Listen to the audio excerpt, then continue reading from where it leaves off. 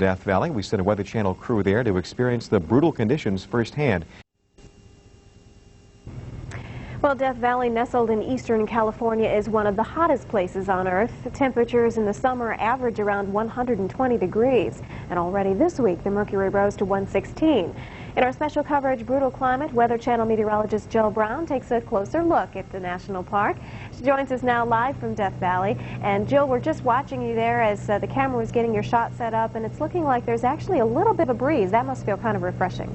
That definitely has helped today, Sharon. It was a hot day here in Death Valley. We're at Furnace Creek, the closest thing to a town here in the middle of the desert. And you can see, I think behind me, the sun's beginning to set, but we are at the visitor center where they have actually some grass. They planted a mesquite tree for a little shade for visitors. We spent a lot of time under that today. When it got to 113 degrees, fortunately, as the sun's been setting, a little breeze setting up here, it's not so bad, but it's 8 o'clock in the evening, and hopefully you can see our thermometer just dropped down below 100 now, 99.9 degrees. 100 degrees at 8 o'clock in the evening. That's a little rough. However, again, the humidity is much lower than what you might find in the east and other parts of the country, so it's actually fairly comfortable right now.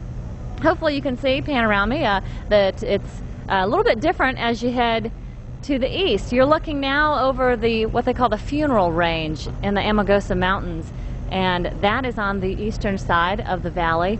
And you can see not a whole lot of vegetation out here. They only average about 2 inches of rain per year, and in June 0 inches of rain. So the summer can be very dry and hot, usually high pressure overhead, and they just continue to bake. And as you mentioned, they typically get over 110, many days over 120, and the warmest temperature ever recorded in the U.S. was here in Death Valley. That was back in 1913 when it hit 134 degrees one July afternoon. With those kind of conditions, what kind of wildlife can survive there, and what have you seen so far?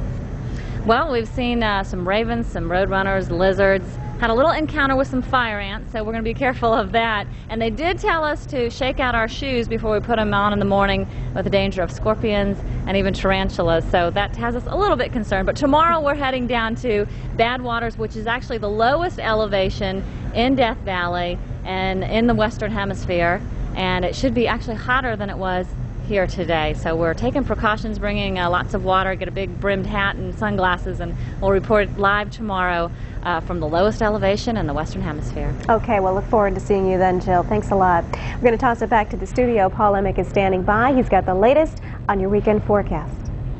Hopefully nothing quite as brutal. Picture beyond the thunderstorm region, we'll find scattered showers stretching all the way through the eastern lakes. The movement here obviously off to the east, so moving across lower Michigan, parts of Ohio, and then stretching on into western Pennsylvania and the upstate region of New York. A few scattered showers still frequenting the landscape down there across South Florida, and still looking at a few thunderstorms out here into the desert southwest. Again, these tend to wind down at night, but they'll probably fire up once again.